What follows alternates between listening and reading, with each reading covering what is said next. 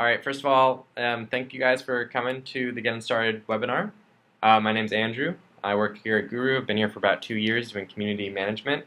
Um, Anyhow, I'm really excited to show you guys some of the stuff we've been working on recently in Gooru.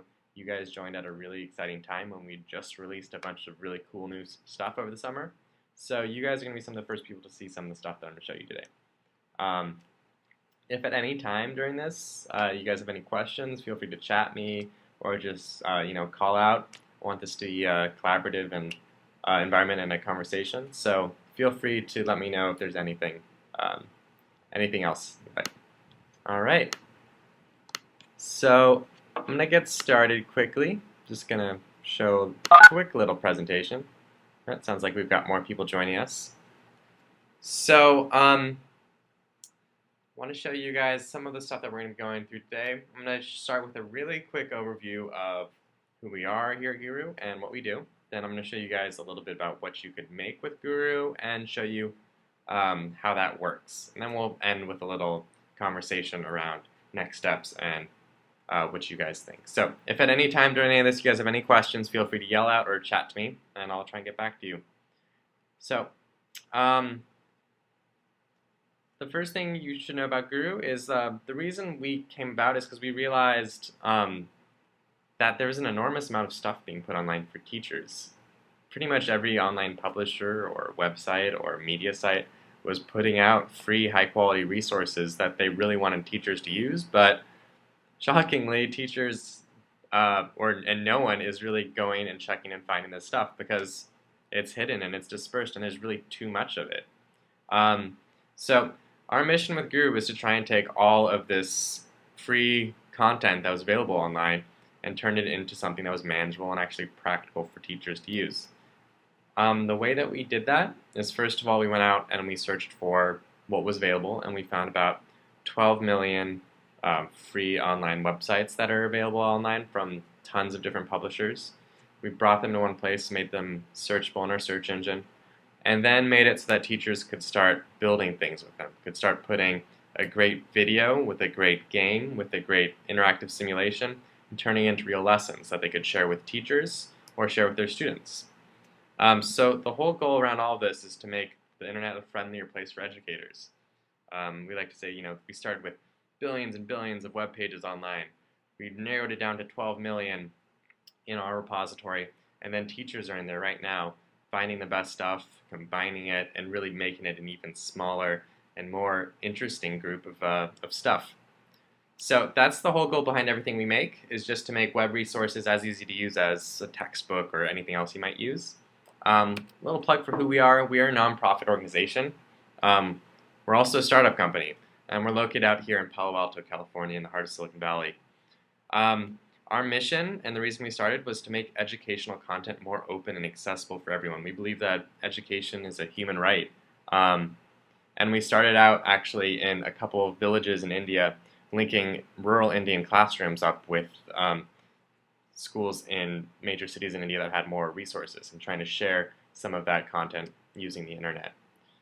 We've come a long way from that. The product that I'm going to show you today is completely different than the one that we had out there in India. But the mission is still the same, and that's to use the internet and use digital content to really bridge the gap between places and help teachers share and collaborate with people around the world. So that's who we are. I have a couple sample collections here that we could go into. These are examples of the types of lessons you can make with Gooru. I don't know if anyone has their mic on or is chatting, but if anyone wants to let me know which of these looks interesting to them. We've got one on cells, one on Walt Whitman, one on the Silk Road, and one on the slope ratio. So kind of spanning that science, English, language arts, social studies, math area. Anyone have any ideas on what they'd like to see? All right, I'm going to make an executive decision. And by the way, guys, if you want to turn on your mic, turn on your camera or anything, and let me know if I'm doing anything wrong or need to slow down or shut up, just let me know. You can also just chat me right here. I'll just chat you guys. I'm going to jump into one of... Oh, I hear slope. All right, Debbie, you win. You're the first person. So, this is going to take me into Gooru. Okay, good. So this is a little short collection that I made. It's on the slope of a line, and you can see if I directed my students here, the first thing they would see is this sort of book cover-like page, which has an image I chose. I know that's not actually what slope of line is, but it's a metaphor. Then we've got our lesson objectives right here, and if students click study, they'll jump right in. So you can see the moment that they start, they're jumping Hi, in, I'm and Jimmy. they see this video that starts. This is the first resource in my collection. And you can see it's in sort of this nice widescreen theater mode. The ads have been scrubbed from it. And it's got this instruction for me at the top. So I've got a little video with some learning objectives that the students need to look out for while they're going through this. And it really reminds them that this, even though they're on their computer, this is still my classroom and this is still me talking.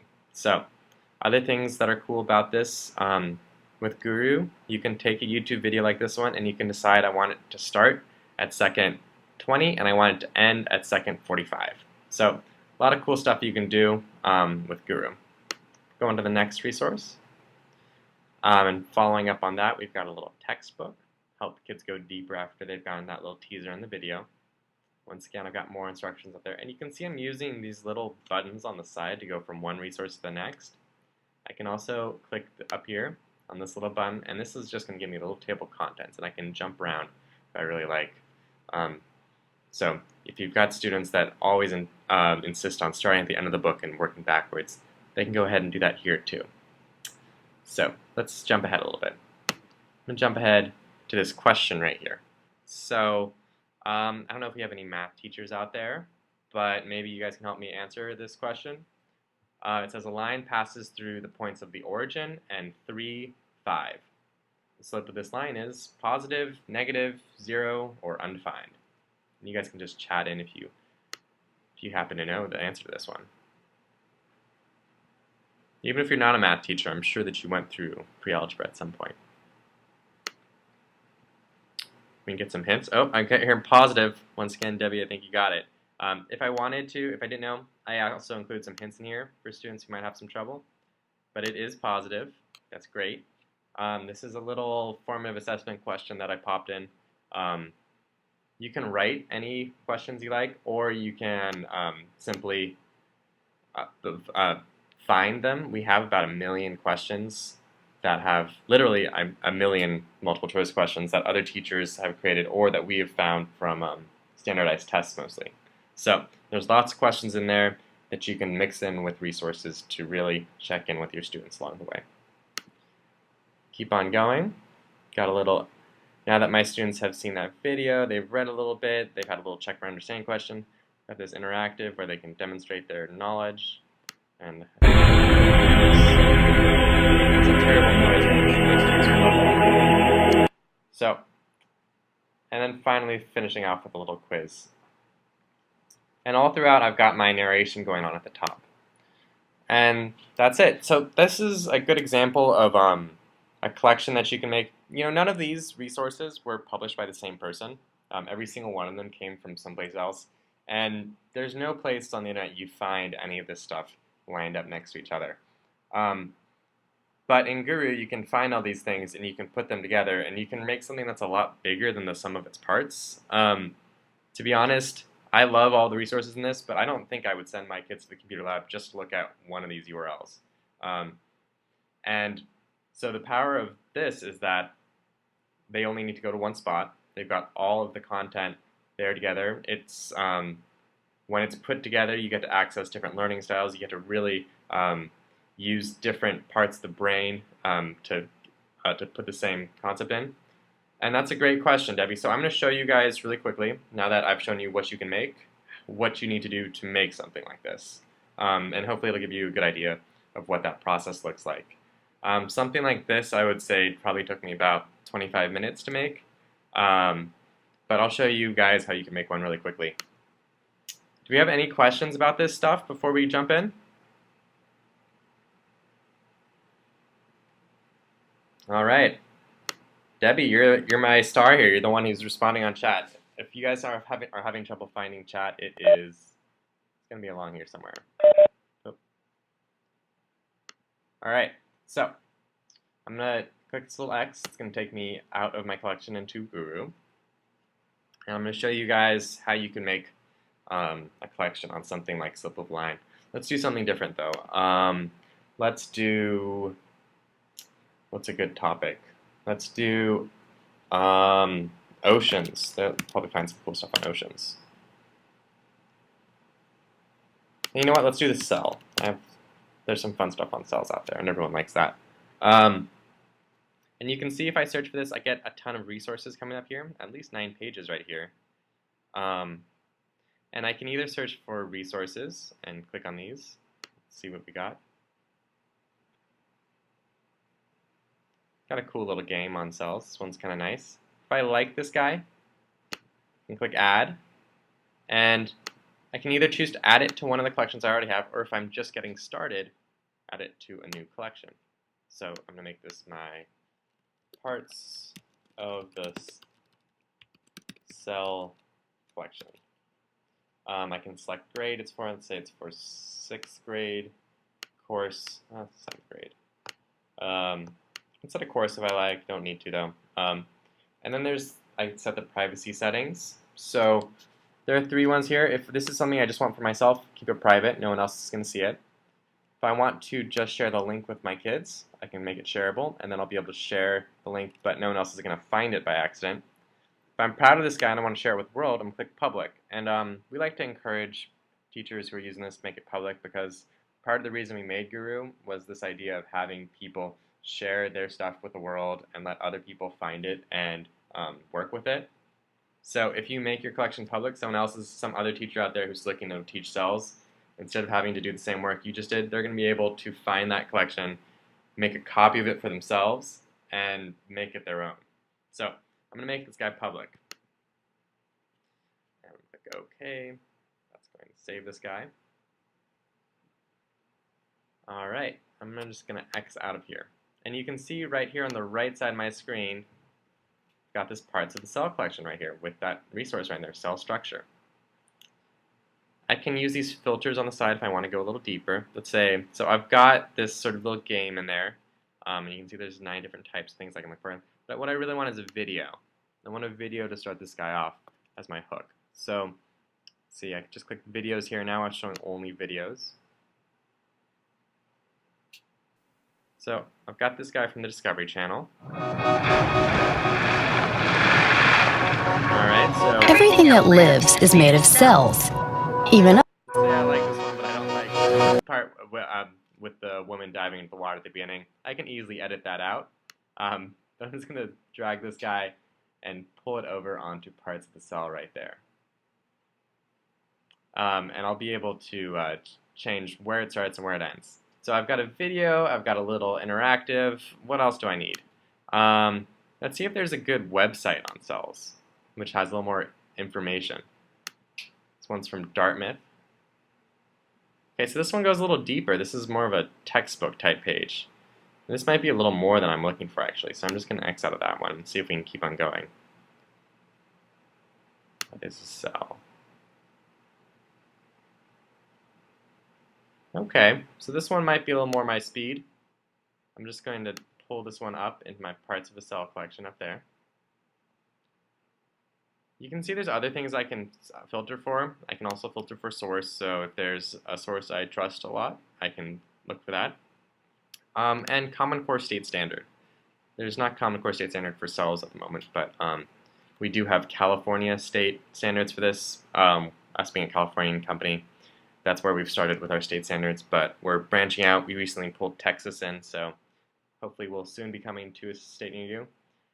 Welcome, Roger. Thanks for joining us. I'm sorry if I made it hard for you to join earlier on, but we're about partway through our demo of how to make a collection on Gooru. I've just been searching for resources and dragging them into my new collection. I can also search for complete collections if I don't want to build something from scratch. And I just click collections up here. And I can see that there's all of these cells that other people have already made. Maybe one of them is something that would be useful for me. can just click on this to launch it and see if it's something I like. Study through it. Okay, starts with kind of a dorky video. Goes on to, ooh, this is cool. This lets me look inside a cell. And if I look at it,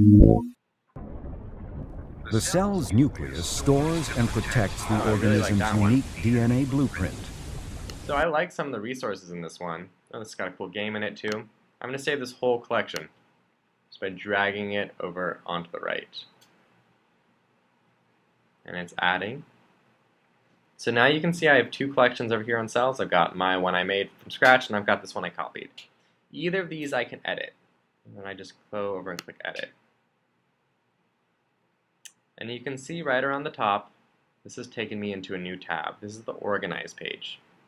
We've broken this down into several parts. So what we were just looking at was Discover. That's where you use the search engine. You can find resources and collections.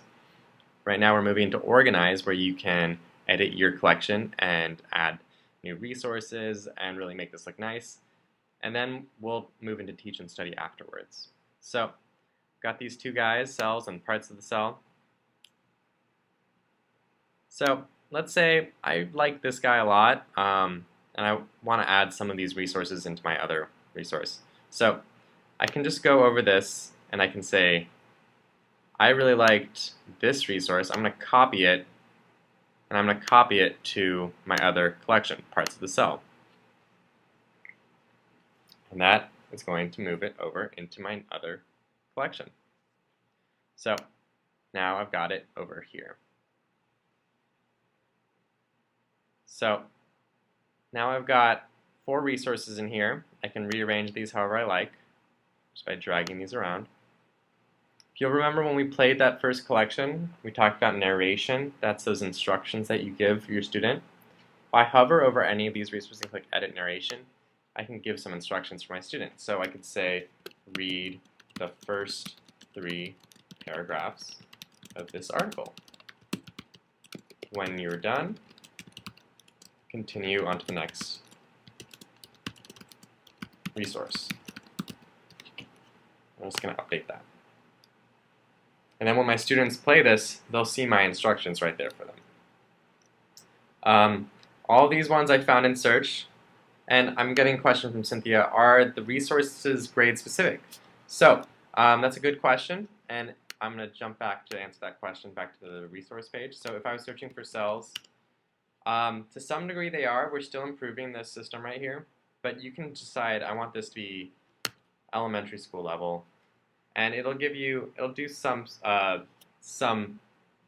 filtering of the level.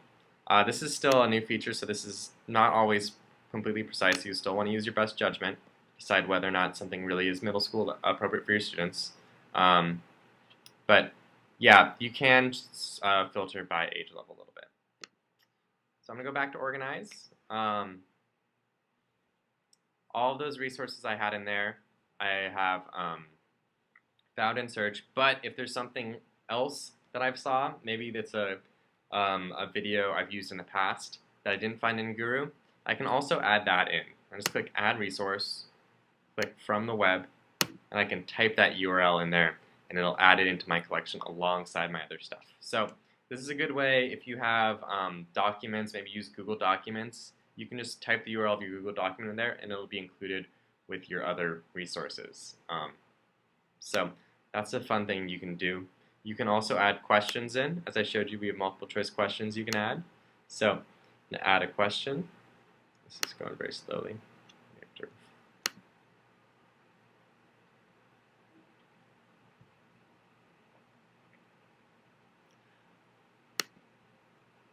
So I'm also hearing from Chelsea whether or not there's a way to add notes for only the creator to see. So at the moment there's not that feature, but I really like that idea. I'm actually going to write that one down. That's really good. That's a really good feature idea. I think I'm going to pass that one on to the designers. Notes for, so that would be like if a student was taking this and they want to ask the teacher a question or say, I didn't understand this resource. Is that what you were thinking, Chelsea?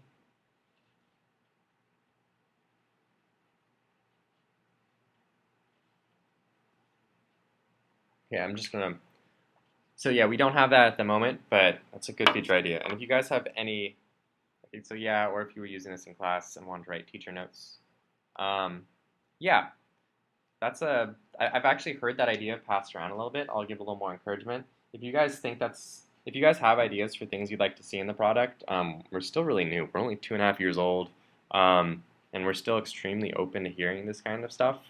It's really the only reason we were able to build what we have now is by listening to teachers. So if either today or any other time you have any idea, maybe you're using this 3 months from now and need something of a flash of lightning, you can just jump on your email and send me an email. Let me know, and I'll pass it on to our designers. Cool. Okay, so I was making this question here. Let's say which of these is not an organelle of the cell?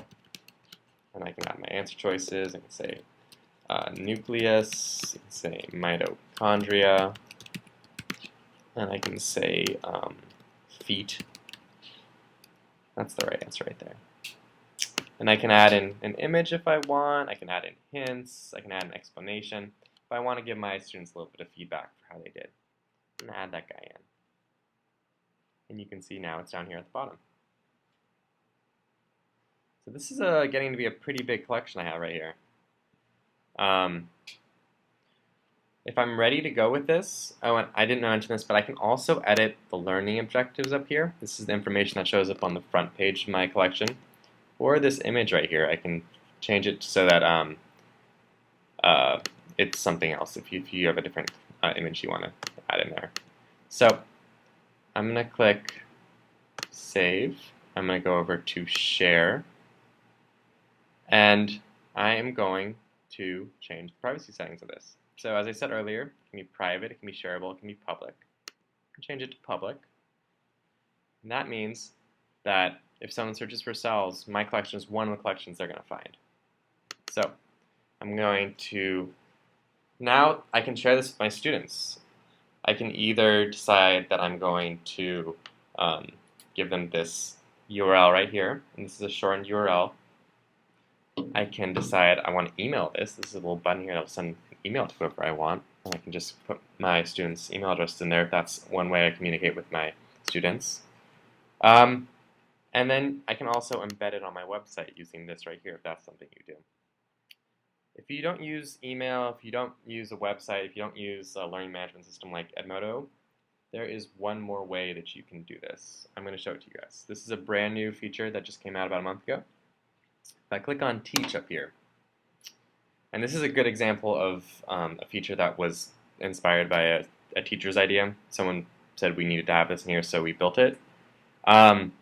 I can add class pages, which are web pages for my class. So let's say I want one on, 7th grade life science. And I can create as many of these as I like. I'm going to open that guy up. And once again, I just got this by clicking on Teach up here. Plus new assignment. I'm going to say this is my cells introduction. I'm going to make this it's due tomorrow. Assignment directions, complete this collection, ...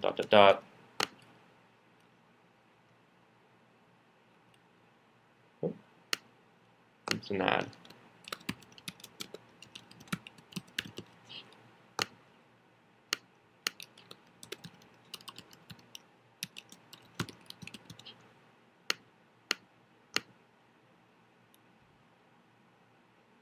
Oh, this is acting funny.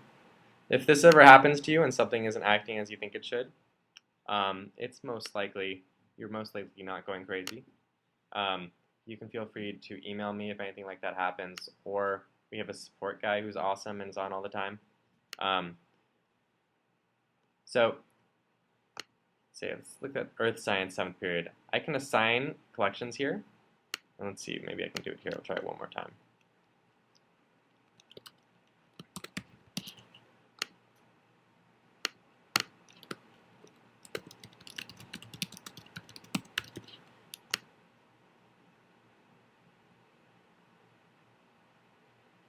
We seem to have an issue with this resource at the moment, but I'm going to go talk to my support guy in a moment. Hopefully we can get that guy fixed. But essentially what this lets me do is it lets me post any of my collections to a public page for my students.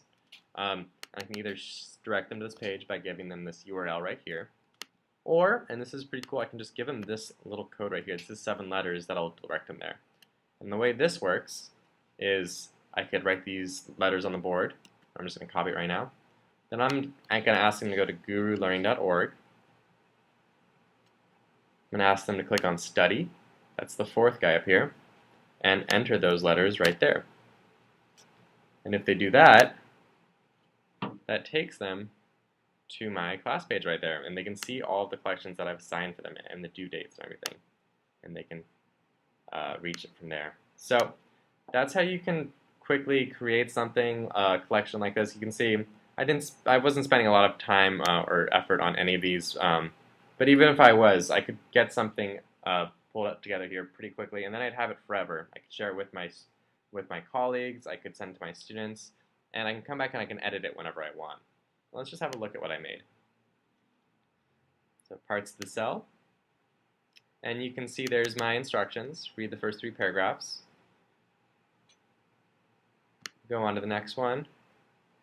There's that game I found, or not really a game, but simulation. There's the video, and there's that resource that I copied from that other collection.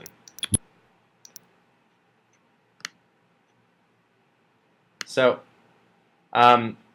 this is just a really quick tool for getting these resources to your student. Do you guys have any questions about any of the things I've seen? I haven't been checking my chat. Maybe you guys have been chatting me. Feel free to chat if you have any questions, or you can turn on your mic and chat with me.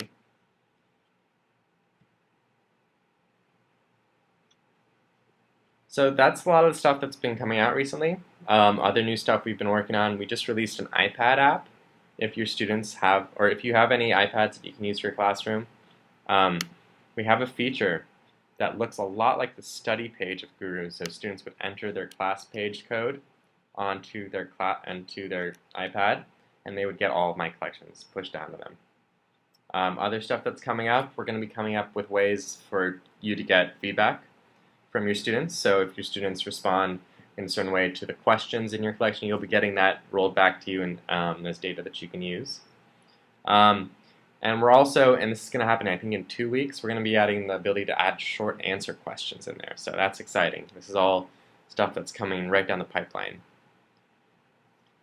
You guys have any questions for me? I hope everyone was able to understand what I was saying and was able to explore this a little bit for themselves. If you guys want to take some time to explore it, feel free to let me know if you come in across any questions.